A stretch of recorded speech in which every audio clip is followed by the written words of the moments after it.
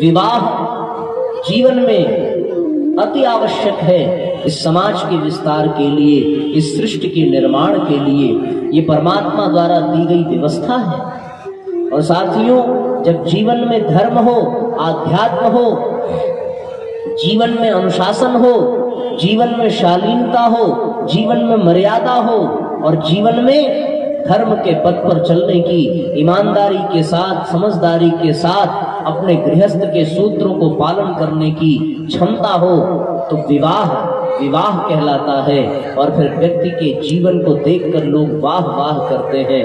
पर साथियों, जब जीवन से मर्यादा समाप्त हो जाए, पति पत्नी के बीच में विश्वास की डोर टूट जाए, अनुशासन समाप्त हो जाए, यदि जीवन में झूठ हो, कष्ट हो, कठिनाई हो, धोखा हो, बेईमानी हो, समझदारी मिट जाए, अनुशासन समाप्त हो जाए, तो भैया फिर वो विवाह नहीं, वो ब्याह बन जाता है। और ब्याह में सिर्फ आह ही रह जाती है, जीवन नर्क बन जाता है। आज के समय में पत्नी को लोग वो कहते हैं कि पत्नी का अर्थ होता है जो पतन के रास्ते पर जाने से पति को रोके, वो पत्नी है। और पति वो जो अपने पत्नी के साथ अति ना कर दे, उसको पति कहते हैं। तो साथियों, आज का समय बदल गया। आज पत्नियां खुद अपने पतियों के साथ उन्हें पतन के रास्ते पर ढकेल देती हैं। आज पति खुद अपनी पत्नियों के साथ बिल्कुल अति कर देते हैं और उनका वैवाहिक, उनका दाम्पत्य जीवन समाप्त हो जाता है, नष्ट हो जाता है और उनके जीवन में तमाम तरह के रोग, शोक, मोह, कष्ट, कठिनाई आ घेरते हैं। इसलिए साथियों, आज परिवार के इस महत्व को हमें समझने की आवश्यकता है। हम किन सूत्रों से अपने परिवार को अच्छा बना सकते हैं? विवाह के माध्यम से परिवार की शुरुआत होती है और विवाह में सबसे बड़ी समस्या आ जाती है। क्या?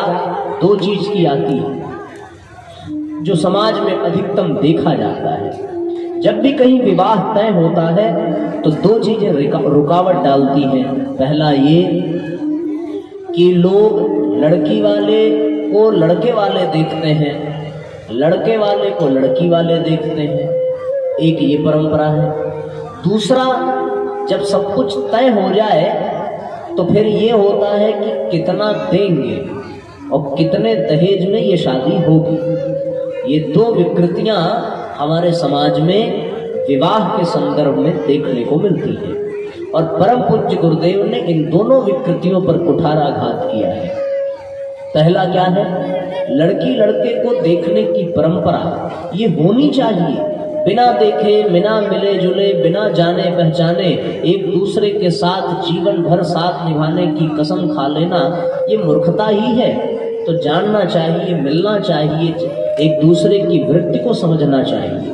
पर वास्तव में आज हम लोगों ने विवाह का जो मानदंड है, जो वर और कन्या को चयन करने का मापदंड है, हम लोग क्या मापदंड बना करके चयन करते हैं? पहला मापदंड ये होता है कि उसका स्वरूप कैसा है, उसका स्वरूप कैसा है, पहला मापदंड। और उस स्वरूप में सबसे पहले ये आता है कि सांवला है कि गोरा है, सांवली है कि गोरी है।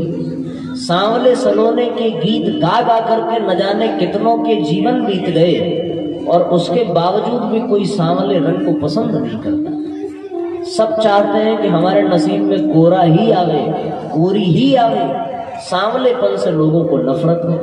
तो पहला तो लोग रंग देखते हैं और दूसरा साथियों, विवाह में ये देखते हैं कि उसके नाक नक्श कैसे हैं, उसका शरीर कैसा है, उसकी सुंदरता कैसी है। और जब स्वरूप निर्धारित हो जाए तब पता चलता है कि वो करता क्या है। अगर सरकारी नौकरी से कम की बात है तो फिर विवाह करने में फिर तमाम तरह के प्रश्न चिन्ह लग जाते हैं। हर व्यक्ति को सरकारी नौकर ही चाहिए, हर व्यक्ति को पढ़ी लिखी और नौकरी करने वाली ही स्त्री चाहिए। वो क्या करती है, इस पर फिर दूसरे लोगों का जाता है। और इन सब के बावजूद जिस पर जाना चाहिए उस पर लोगों का ध्यान जाता नहीं। जाना किस पर ध्यान चाहिए? तीन चीजें हैं। पहला स्वरूप, दूसरी सामर्थ्य और तीसरा स्वभाव।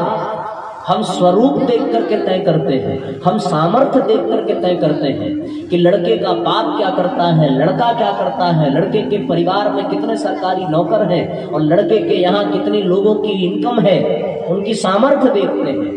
पर परम पूज्य गुरुदेव ने कहा कि स्वरूप और सामर्थ्य का नंबर बाद में आता है, पहले स्वभाव देखना चाहिए कि लड़की का स्वभाव कैसा है और लड़के का स्वभाव कैसा है।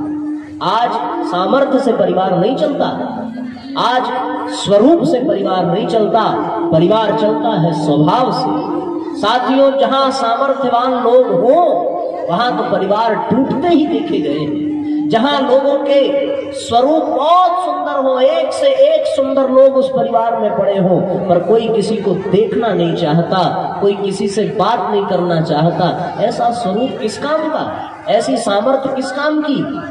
परिवार बिखर जाता है, परिवार टूट जाता है। विवाह तय करने से पहले स्वरूप और सामर्थ्य को बाद में देखना चाहिए, पहले उस बच्चे और उस बच्ची के स्वभाव को देखना चाहिए कि वो तामसी प्रवृत्ति की है या फिर सात्विक गुणों वाली है। पहले विचार करो कि उसका स्वभाव कैसा है। और ऐसी परंपरा पहले हुआ करती थी। पहले लोग बिना देखे भी विवाह कर लेते थे, बिना जाने भी कर लेते थे, क्योंकि उस समय स्वरूप का महत्व ज्यादा नहीं था, उस समय सामर्थ्य की महत्व ज्यादा नहीं था, उस समय साथियों स्वभाव का महत्व ज्यादा था। यदि अच्छे स्वभाव की स्त्री और अच्छे स्वभाव का वर मिल गया तो परिवार धरती का स्वर्ग बन जाता है, और यदि अच्छे स्वभाव का वर कन्या का मेल न हुआ तो साथियों परिवार बिगड़ जाता है। इसलिए स्वभाव एक समान होना चाहिए, और एक समान न भी हो तो भी गुणी होना चाहिए। हम स्वभाव पर केंद्रित होकर के विवाह को तय करने की परंपरा बनाएं। यदि स्वभाव अच्छा हो तो सामर्थ्य में भले कमी हो, स्वरूप में भले कमी हो, विवाह कर लेना चाहिए।